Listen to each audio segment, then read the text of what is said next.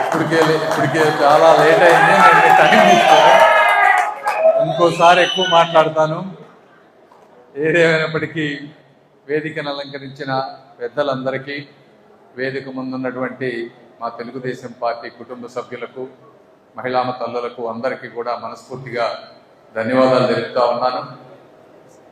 మీరు ఒక్కసారి చరిత్రలోకి వెళ్ళి చూస్తే ఒక వ్యక్తి హృదయ స్పందన నుంచి పుట్టినటువంటి పార్టీ తెలుగుదేశం పార్టీ, ఒక ఎమోషన్ నుంచి పుట్టినటువంటి పార్టీ, సిద్ధాంతాల కోసం పుట్టినటువంటి పార్టీ, బడుగు బలహీన వర్గాలు, అణగారిన వర్గాలు, కార్మికులు, రైతన్నలు వీళ్ళందరినీ ఆదుకోవడం కోసం పుట్టినటువంటి పార్టీ మన తెలుగుదేశం పార్టీ.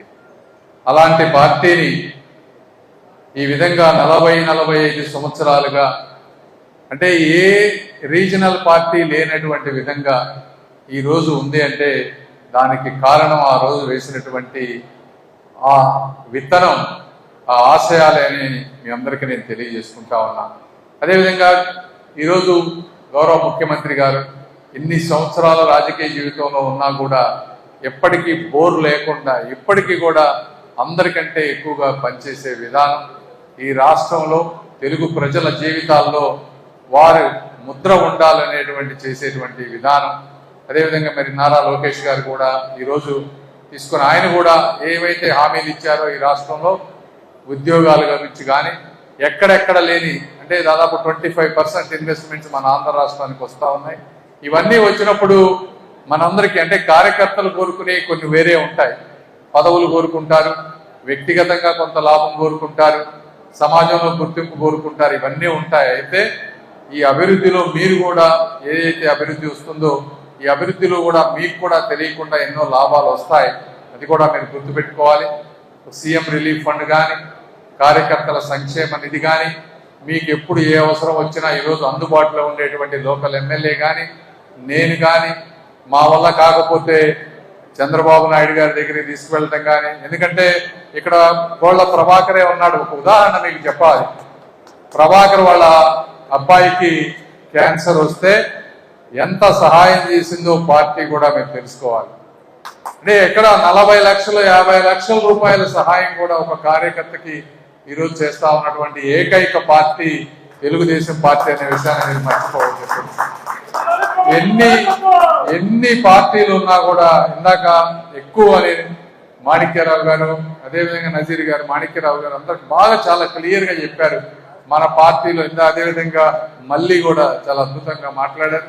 మన పార్టీకి వేరే పార్టీలకు ఉన్నటువంటి డిఫరెన్సెస్ అంటే అక్కడ ప్రామిస్లు ఉంటాయి, ఇక్కడేమో నిజంగా అవుట్పుట్ ఉంటుంది, చెప్పిన మాట ప్రకారం చేస్తారు.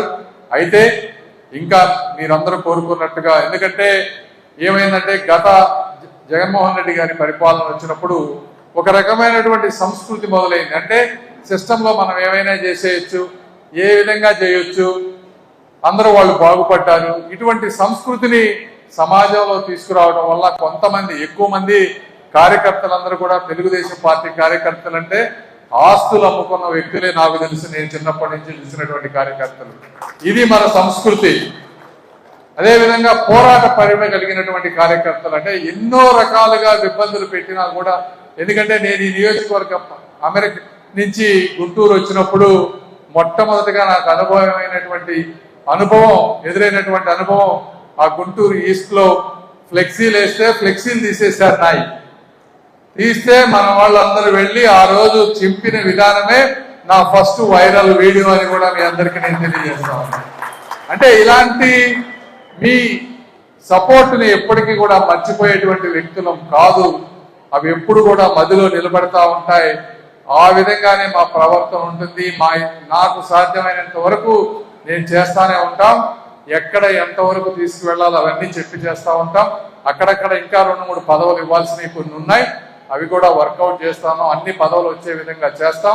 అదేవిధంగా ఒక స్కిల్ డెవలప్మెంట్ ప్రోగ్రామ్, అంటే ఎక్కువ మంది కార్యకర్తలు కోరుకునేది పిల్లలకి ఉద్యోగాలు కానీ, స్కూల్స్లో సీట్స్ కానీ, లేకపోతే డిస్కౌంట్స్ కానీ, ఇవన్నీ మాకు తెలియగలిగినన్ని మేము చేస్తాం.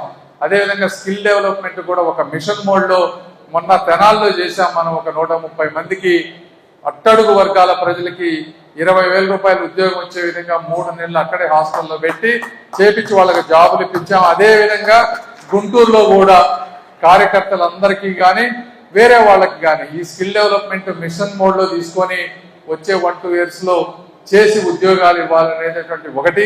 అదేవిధంగా ఎక్కడైతే గవర్నమెంట్లో వర్కులు ఉన్నాయో ఇవన్నీ మీకు అంటే న్యాయబద్ధంగా మీకు కూడా ఉపయోగపడే విధంగా చేయాల్సిన అవసరం కూడా ఉంది. అది కూడా నజీర్ గారికి మేము ఎప్పుడు చెప్తా ఉన్నాం. కార్యకర్తలు ఆర్థిక ఇబ్బందుల్లో ఉన్న వాళ్ళని ఏ విధంగా లీగల్ గా సిస్టమేటిక్ గా సమాజానికి ఇబ్బంది లేకుండా భాగస్వామ్యం చేయాలనే విషయంలో కూడా తప్పకుండా ఆలోచిస్తామని మీ అందరికీ తెలియజేసుకుంటూ, ముఖ్యంగా ఎంతో అభివృద్ధి గురించి ఇందాక చెప్పారు నజీర్ గారు. అభివృద్ధి ఇంకా జరుగుతుంది. వచ్చే 1-2 సంవత్సరాల్లో దాదాపుగా గుంటూరు రూపురేఖలన్నీ కూడా మారిపోతాయి. ఒక 10 సంవత్సరాలు అంటే ఇప్పుడు 2 సంవత్సరాలు అయింది నేను వచ్చి, ఇంకొక 7 సంవత్సరాలు దేవుడు కరుణిస్తే గుంటూరుని అమెరికాలో ఒక సిటీ లాగా చేయాలనేది నా కళ. తప్పకుండా అది సాధిస్తాం. అదేవిధంగా మనం గుర్తుపెట్టుకోవాల్సిన విషయం, కూటమి ప్రభుత్వంలో ఉన్నాం. అన్ని రకాల కార్యకర్తల్ని జనసేన బీజేపీని కలుపుకొని ముందుకు వెళ్లాల్సినటువంటి అవసరం ఉంది. ఈరోజు పవన్ కళ్యాణ్ గారు ఇచ్చేటువంటి సపోర్ట్ కానీ నరేంద్ర మోడీ గారు ఇచ్చేటువంటి సపోర్ట్, ఎందుకంటే సెంట్రల్ గవర్నమెంట్ లో ఆ మినిస్టర్స్ అందరూ సపోర్ట్ ఇవ్వకపోతే ఆగిపోయిన మీ నంది వెలుగు బ్రిడ్జిని కానీ శంకర్ విలాస్ బ్రిడ్జిని కానీ రేపో ఎల్లుండో ప్రారంభించుకోబోయే మిగిలిన బ్రిడ్జిలను కానీ నేను తీసుకువచ్చేవాడిని కాదు. కాబట్టి వారికి ఇవ్వాల్సిన మర్యాద గౌరవం తప్పకుండా మనం అందరం ఇవ్వాలని చెప్పి మీ అందరికీ నేను తెలియజేసుకుంటా ఉన్నాను. అదేవిధంగా ఇందులో రేపు లోకల్ బాడీస్ ఎలక్షన్స్ వస్తూ ఉన్నాయి కాబట్టి చిన్న చిన్న మనస్పర్ధలు ఉన్నా కూడా అన్ని కూర్చొని నజీర్ గారితో కూర్చొని సాల్వ్ చేసుకోండి. నేను మీరందరూ కోరుకునేది ఏంటంటే పార్టీ అన్నాక కుటుంబాలు అన్నాక ఎక్కడ గొడవలు లేకుండా అన్ని కరెక్ట్గా జరుగుతాయని నేను చెప్పను. అయితే ఎప్పుడు కూడా మనం కూర్చున్న చెట్టుని కానీ కొమ్మని కానీ నరుక్కుంటే కింద పడేది మనమే అన్న విషయాన్ని కూడా మీరు అందరూ గుర్తుపెట్టుకోవాలి. ఎందుకంటే ఒక రోజు కాకపోతే ఇంకో రోజుకైనా నజీర్ గారి వల్ల, నా వల్ల, లోకేష్ గారి వల్ల పనులు అవుతాయి తప్పించి అసలు మన గోడినే నాయకుడు లేకపోతే అసలు మరి మీకు ఏమి పనులు అవటమే కాదు గౌరవం కూడా ఉండదు అని చెప్పి మీకు అందరికీ తెలియజేసుకుంటా ఉన్నా. ఎందుకంటే తెలుగు జాతి మీకు వాస్తవం చెప్పాలంటే నేను ఎన్నో రాష్ట్రాలు తిరిగాను ఈ మినిస్టర్ అయిన తర్వాత. నాకు ఒకప్పుడు చంద్రబాబు నాయుడు గారు అన్నా తెలుగుదేశం పార్టీ అన్నా విపరీతమైన అభిమానం ఉండేది. ఈ రాష్ట్రాలు తిరిగిన తర్వాత వారి మీద అభిమానం ఇంకొక 10 రెట్లు పెరిగింది. ఎందుకు పెరిగిందంటే ఆ రాష్ట్రాల పరిస్థితి చూసి ఈరోజు హైదరాబాదు ఇవన్నీ చూస్తా అంటే ఆశ్చర్యం ఇస్తా ఉంది. ఇంత అద్భుతంగా ఎలా మనం ముందుకు వెళ్ళాం, మిగిలిన రాష్ట్రాలు ఎలా ఉన్నాయని. మొన్న టెలికాం మినిస్టర్ సింధియా గారు వచ్చారు. వస్తే అమరావతి మీటింగ్ అయిపోయిన తర్వాత పోస్టల్ డిపార్ట్మెంట్ విజయవాడ సందులో నుంచి వెళ్తా ఉంటే ఆయన విజయవాడ ఏంటి ఇంత అద్భుతంగా ఇంత బాగా డెవలప్ అయిందని అడుగుతున్నారు. మీరు హైదరాబాద్ ఎప్పుడు వెళ్ళారంటే నేను 6-7 ఏళ్ల క్రితం వెళ్ళాను అన్నారు ఆయన. మీరు హైదరాబాద్ వెళ్ళండి అప్పుడు తెలుస్తుంది అసలు ఆంధ్రప్రదేశ్ తెలుగు ప్రజల సత్తా ఏంటో. మీరు విజయవాడని ఇప్పుడే అంటా ఉన్నారు, ఇంకో 5 సంవత్సరాల తర్వాత చూస్తే అమరావతి అంత అద్భుతంగా ఉంటుంది అని చెప్పామంటే ఇది మన తెలుగు దేశం. ఇదంతా కూడా తెలుగుదేశం పార్టీ. శిలా ఫలకాలు వేసే పార్టీ ఏదన్నా ఉంది అంటే అది తెలుగుదేశం పార్టీ. కేడర్ని గౌరవించే పార్టీ ఏదన్నా ఉందంటే అది తెలుగుదేశం పార్టీ. ఇలాంటి పార్టీని ఎప్పుడు కూడా కాపాడుకోవాల్సిన ఆవశ్యకత మన అందరి మీద ఉందని తెలియజేసుకుంటూ, నాకు తెలిసి మీరందరూ ఎప్పుడు సహకరిస్తారు, మేము ఎప్పుడు కూడా అందుబాటులో ఉంటాం, మేము చేయగలిగినన్ని చేస్తామని తెలియజేసుకుంటూ మీ అపూర్వ అభిమానాలు నిరంతరం కొనసాగాలని కోరుకుంటూ మీ అందరికీ ధన్యవాదాలు తెలుపుకుంటూ సెలవు తీసుకుంటా ఉన్నాను. Thank you.